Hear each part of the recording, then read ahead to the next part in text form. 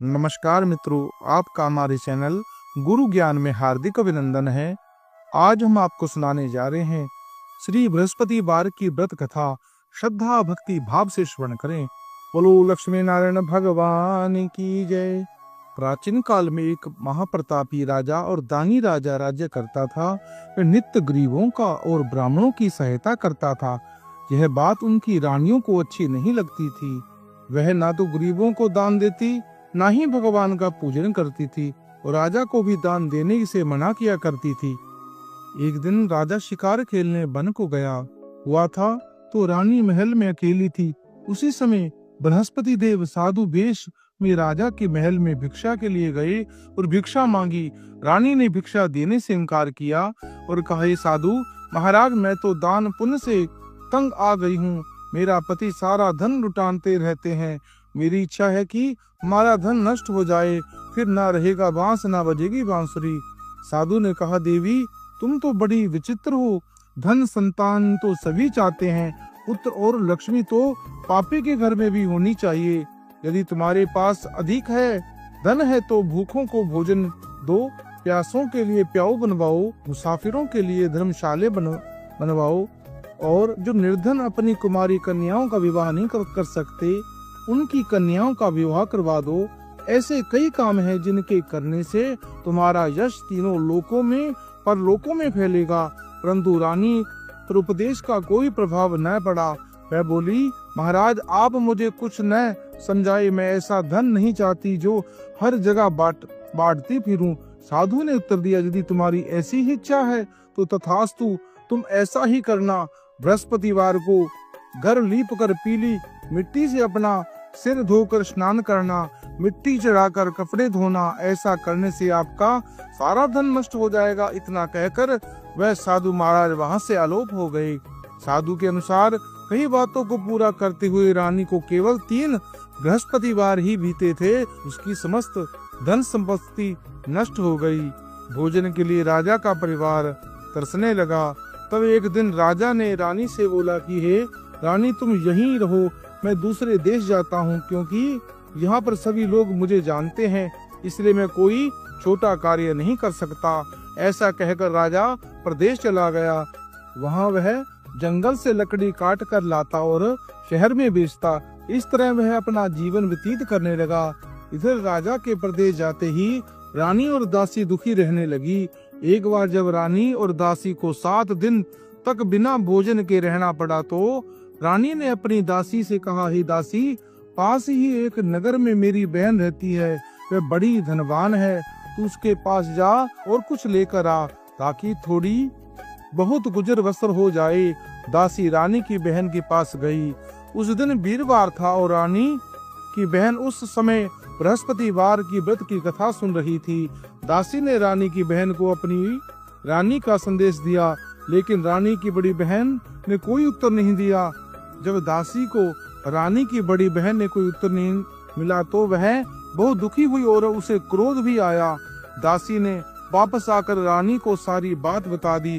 सुनकर रानी ने अपने भाग्य को कोसा। उधर रानी की बड़ी बहन ने सोचा कि मेरी बड़ी बहन की दासी आई थी, परंतु मैं उससे नहीं बोली, इससे बहुत दुखी हुई होगी।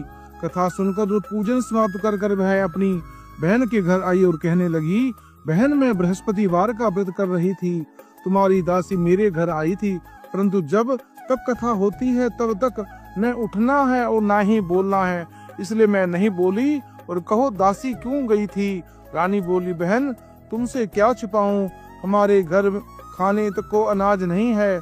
ऐसा कहते कहते रानी की आंखें भर आई।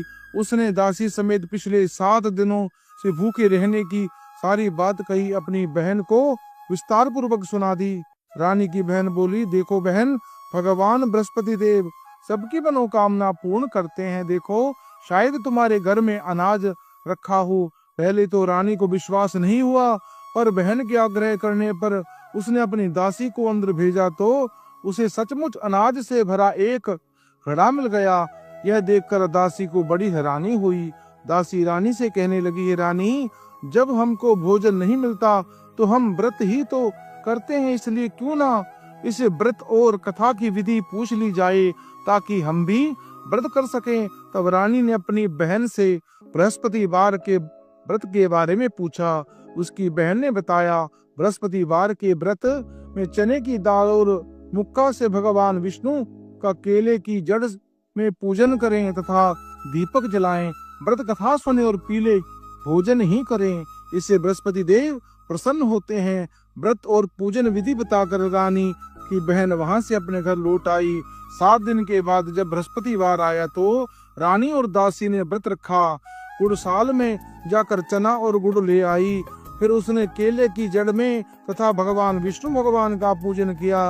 अब पीला भोजन कहाँ से आए, इस बात को लेकर बहुत दुखी हुई, क्योंकि उन्होंने व्रत रखा था। इसलिए बृहस्पति देव उनसे प्रसन्न थे। इसलिए वे एक साधारण व्यक्ति का रूप धारण कर 2 थालों में सुंदर पीला भोजन दासी को दे गए। भोजन पाकर दासी प्रसन्न हुई और फिर रानी के साथ मिलकर भोजन ग्रहण किया। उसके बाद वे सभी वीरवार को व्रत और पूजन करने लगी।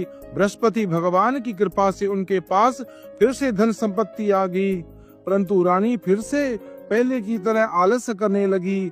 तब दासी बोली, देखो रानी, तुम पहले भी इस प्रकार आलस्य करती थी, तुम्हें धन रखने में कष्ट होता था, इस कारण सभी धन नष्ट हो गया, और अब जब भगवान बृहस्पति की कृपा से धन मिला है तो तुम्हें फिर से आलस्य होता है। रानी को समझाते हुए दासी कहती है कि बड़ी मुसीबत के बाद हमने यह धन पाया है, इसलिए हमें दान पुण्य करना चाहिए, भूखे मनुष्य को भोजन कराना चाहिए और धन को शुभ कार्यों में खर्च करना चाहिए, जिससे तुम्हारे कुल का यश बढ़ेगा, स्वर्ग की प्राप्ति होगी, पितृ प्रसन्न होंगे।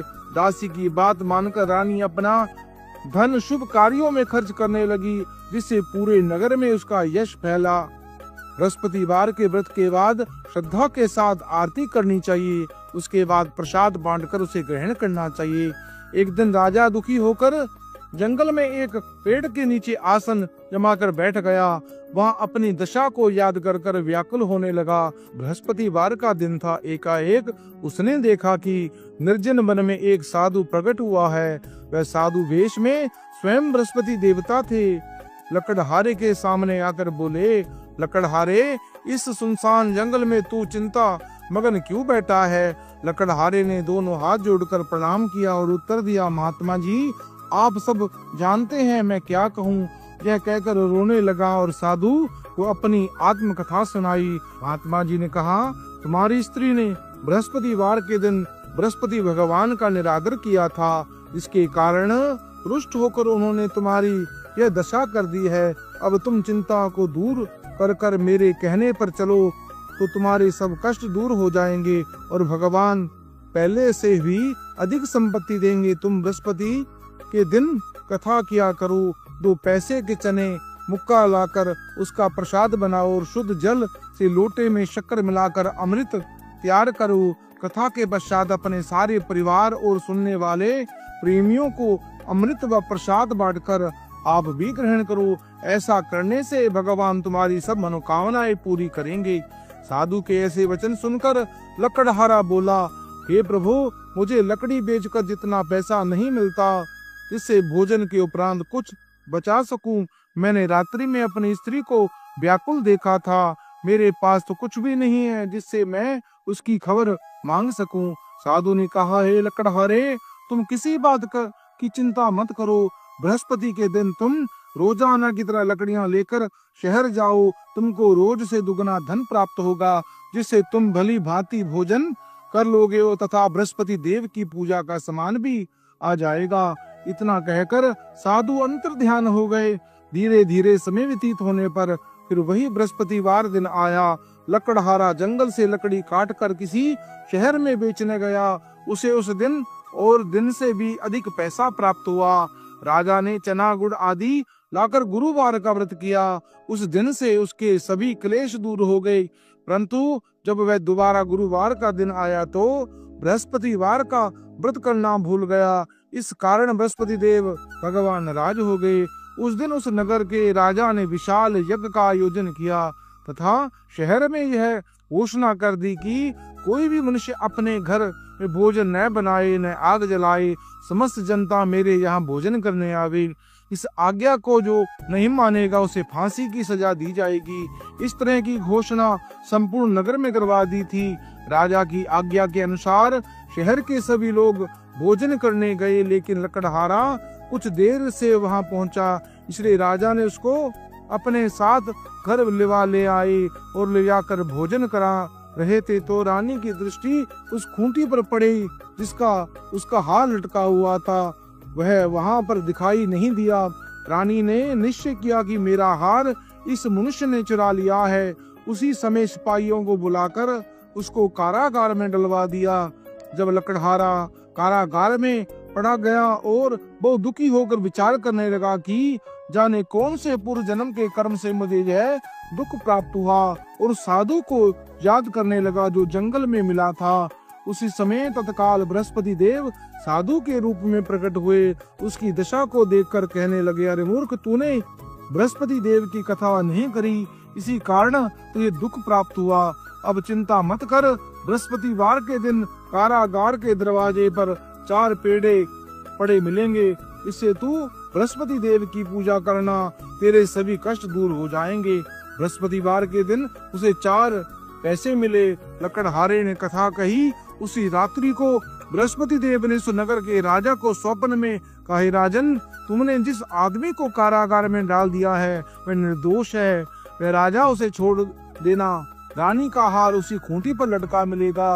अगर तू ऐसा नहीं करेगा तो मैं तेरे राज्य को नष्ट कर दूंगा। इस तरह रात्रि के स्वप्न को देखकर राजा प्रातः काल उठा, खूंटी पर हार देखकर लकड़हारे को बुलाकर क्षमा मांगी तथा लकड़हारे को योग्य सुंदर व आभूषण वस्त्र देकर विदा किया। बृहस्पति देव की आज्ञा के अनुसार लकड़हारा अपने नगर को चल दिया। राजा जब अपने नगर के निकट पहुंचा तो उसे बड़ा आश्चर्य हुआ। नगर में पहले से भी अधिक बाग, तालाब, कुएं तथा बहुत सी धर्मशालाएं, मंदिर आदि बन गए हैं। राजा ने पूछा, यह किसका बाग है और धर्मशाला है? तब नगर के सब लोग कहने लगे कि यह सब रानी और बांदी के हैं। तो राजा को आश्चर्य हुआ और गुस्सा भी आया। जब रानी ने यह खबर सुनी कि राजा आ रहे हैं तो उन्होंने बांदी से कहा, दासी, देख, राजा हमको कितनी बुरी हालत में छोड़ गया था। हमारी ऐसी हालत देखकर वह लौट ना जाए, इसलिए तू दरवाजे पर खड़ी हो जा। आज्ञा के अनुसार दासी दरवाजे पर खड़ी हो गई। राजा आया तो उन्हें अपने साथ लिवा लाई। तब राजा ने क्रोध कर अपनी रानी से पूछा, यह धन तुम्हें किससे प्राप्त हुआ है? तब उन्होंने कहा, हमें यह सब धन बृहस्पति देव के इस व्रत के प्रभाव से प्राप्त हुआ। राजा ने निश्चय किया कि 7 रोज के बाद जो सभी बृहस्पति देव का पूजन करेंगे, परंतु मैं प्रतिदिन में 3 बार कहानी तथा रोज व्रत किया करूंगा। अब इस समय राजा ने दुपट्टे में चने की दाल बांधी रहती है तथा 3 दिन बार वह कहानी सुनता है। एक रोज राजा ने विचार किया कि चलो अपनी बहन के यहाँ हो आवे। इस तरह निश्चय कर राजा घोड़े पर सवार होकर अपनी बहन के यहाँ चलने लगा। मार्ग में उसने देखा कि कुछ आदमी एक मुर्दे को लिए जा रहे हैं। उन्हें देखकर राजा कहने लगा, अरे भाइयों, मेरी बृहस्पति देव की कथा सुन लो। वे बोले, हमारा तो आदमी मर गया, इसको अपनी कथा की पड़ी है। परंतु कुछ आदमी बोले, अच्छा है, हम तुम्हारी कथा भी सुनेंगे। राजा ने दाल निकाली और जब कथा आधी हुई तो मुर्दा हिलने लगा, और जब कथा समाप्त हो गई तो राम राम कर मनुष्य उठकर खड़ा हो गया। आगे मार्ग पर उसे एक किसान खेत में हल चलाता मिला। राजा ने उसे देखकर उसे बोले, अरे भैया, तू मेरी बृहस्पतिवार की कथा सुन ले। किसान बोला, जब तक मैं तेरी कथा सुनूंगा तब तक 4 हराए जोत लूंगा। जा अपनी कथा किसी और को सुना। इस तरह राजा आगे चलने लगा। राजा के हटते ही बैल पहाड़ खाकर गिर पड़ा। तब किसान के बेटे पेट में बड़ी जोर से दर्द हुआ। उस समय उसकी माँ रोटी लेकर आई थी। उसने जब देखा कि उसका पुत्र से सब हाल पूछा और बेटे ने सभी हाल कह सुनाया, तो बुढ़िया दौड़ी दौड़ी उस घुड़सवार के पास आई। उससे बोली कि मैं तेरी कथा सुनूंगी, तू अपनी कथा मेरे खेत में चलकर ही कहना। राजा ने बुढ़िया के खेत में जाकर कथा कही। इसके सुनते ही वह बैल उठ खड़ा हुआ। तब किसान के पेट का दर्द भी बंद हो गया। राजा अपनी बहन के घर पहुंचा। बहन ने भाई की खूब मेहमानी की। दूसरे रोज प्रातः का राजा जगा तो वह देखने लगा कि सब लोग भोजन कर रहे हैं। राजा ने अपनी बहन से कहा, ऐसा कोई मनुष्य है जिसने भोजन ना किया हो? मेरी बृहस्पतिवार की कथा सुन ले। बहन बोली, हे भैया, ये देश ऐसा है कि पहले यहाँ लोग भोजन करते हैं, बाद में अन्य काम करते हैं। अगर कोई पड़ोस में हो तो देख आऊं। वह ऐसा कहकर देखने चली गई, परंतु उसे कोई ऐसा व्यक्ति नहीं मिला जिसने भोजन न किया हो। अतः वह एक कुम्हार के घर गई जिसका लड़का बीमार था। उसे मालूम हुआ कि उनके यहाँ 3 रोज से किसी ने भोजन नहीं किया। रानी ने अपने भाई की कथा सुनने के लिए कुम्हार से यहाँ तैयार कर लिया। राजा ने आकर बृहस्पतिवार की कथा कही, इसको सुनकर उसका लड़का ठीक हो गया। अब तो राजा की प्रशंसा होने लगी। हर रोज अपनी बहन के यहाँ की, हे बहन, हम अपने घर को जाएंगे, तुम भी तैयार हो जाओ। राजा की बहन ने अपनी सास से कहा। सास ने कहा, हाँ चली जा, परंतु अपने लड़के को मत ले जाना, क्योंकि तेरे भाई को कोई औलाद नहीं है। बहन ने अपने भैया से कहा, भैया मैं तो चलूंगी पर कोई बालक नहीं जाएगा। राजा बोला, जब कोई बालक नहीं चलेगा तब तुम ही क्या करोगी? बड़े दुखी मन से राजा अपने नगर को लौट आया। राजा ने अपनी रानी से कहा, निर्वंशी हमारा मुंह देखने का धर्म नहीं है और कुछ भोजन आदि नहीं किया। रानी बोली, हे प्रभु, बृहस्पति देव ने हमें सब कुछ दिया है, हम औलाद भी अवश्य देंगे। उसी रात को बृहस्पति देव ने राजा को स्वप्न में कहा, हे राजन, उठो, सभी सोच त्याग दे, तेरी रानी गर्भ से है। राजा की यह बात सुनकर बड़ी खुशी हुई। 9वें महीने में उसके घर सुंदर पुत्र पैदा हुआ। तब राजा बोला, हे रानी, स्त्री बिना भोजन रह सकती है पर बिना कहे नहीं रह सकती। जब तेरी बहन आवे तुम उससे कुछ मत कहना। रानी ने सुनकर हाँ कर दिया।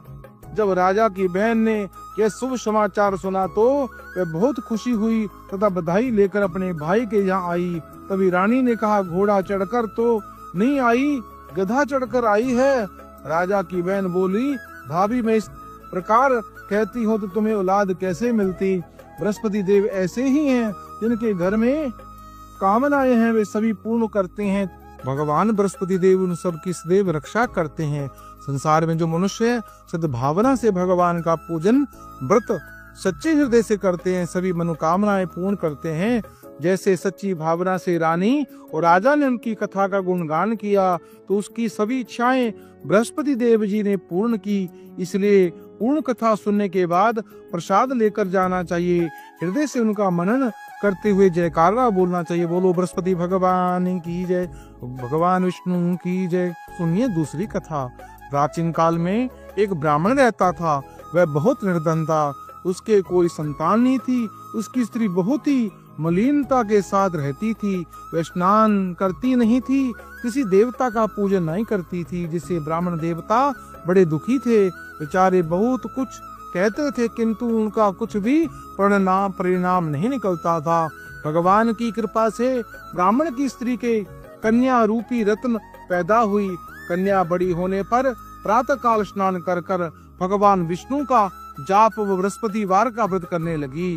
अपने पूजन पाठ को समाप्त कर कर विद्यालय जाती तो अपनी मुट्ठी में जौ भरकर ले जाती और पाठशाला के मार्ग में डाल जाती थी। तब जो स्वर्ण के हो जाते, लौटते समय उसे बीन कर वह घर ले आती। एक दिन वह बालिका सूप में उस सोने के जौ को काट कर साफ कर रही थी कि उसके पिता ने देख लिया और कहा, ए बेटी, सोने के जौ के लिए सोने का सूप होना चाहिए। दूसरे दिन बृहस्पतिवार था। इस कन्या ने व्रत रखा और बृहस्पति देव से प्रार्थना कर कर कहा, मैंने आपकी पूजा सच्चे मन से की है, मेरे लिए सोने का सूप दें। बृहस्पतिवार ने से उनकी प्रार्थना स्वीकार कर ली। रोजाना की तरह वह कन्या जौ फैलाती हुई जाने लगी। जब लौटकर जो वो करती तो बृहस्पति देव की कृपा से सोने का सूप मिला।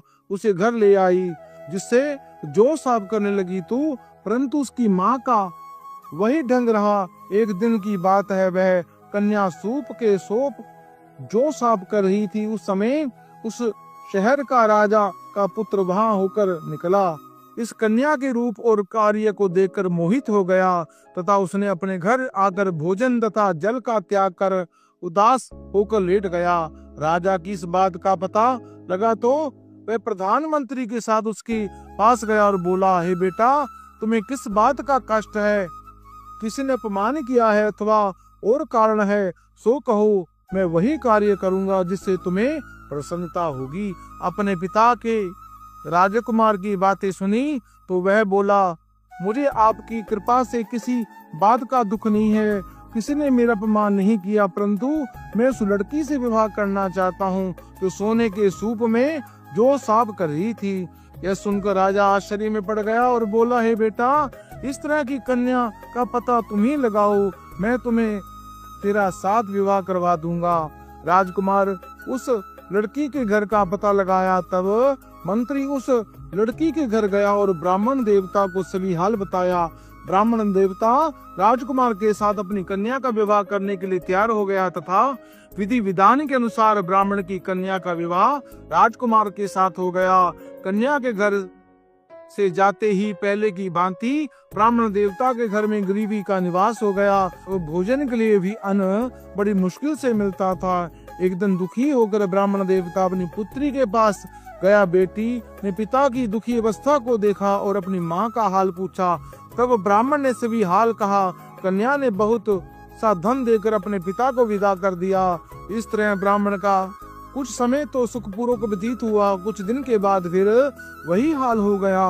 ब्राह्मण फिर अपनी कन्या के साथ गया और सारा हाल कहा तो लड़की बोली, हे पिताजी, आप माता को यह लिवा लाओ, मैं उस विधि को बता दूंगी जिससे गरीबी दूर हो जाती है। वह ब्राह्मण देवता अपनी स्त्री को लेकर वहां पहुंचा तो अपनी माँ को समझाने लगी, हे माँ, तुम प्रातः काल प्रथम स्नान आदि कर कर भगवान विष्णु भगवान का पूजन करो तो सब दरिद्रता दूर हो जाएगी। परंतु उसकी माँ ने एक भी बात नहीं मानी और प्रातः काल उठकर अपनी पुत्री की बातों को झूठन को खा लिया। उसकी पुत्री को बहुत गुस्सा आया। एक दिन कोठरी में सभी सामान निकाल दिया और अपनी माँ को उसमें बंद कर दिया। प्रातः काल उसे निकाला तथा स्नान आदि कराकर पाठ करवाया तो उसकी माँ की बुद्धि ठीक हो गई और फिर वह प्रत्येक बृहस्पतिवार को व्रत रखने लगी। इस व्रत के प्रभाव से उसके माँ बाप बहुत ही धनवान हो गए, पुत्रवान हो गए और बृहस्पति के प्रभाव से इस लोक में सुख भोग कर स्वर्ग को प्राप्त हुआ। सब लोग बोलो भगवान विष्णु की जय, बोलो बृहस्पति भगवान की जय। मित्रों, इस पवित्र कथा को आप अपने इष्ट मित्रों को शेयर करें, पुण्य के भागी बने। हमारे चैनल को सब्सक्राइब करें, लाइक करें और कमेंट बॉक्स में तो बृहस्पति देव भगवान की जय, लक्ष्मी नारायण भगवान की जय।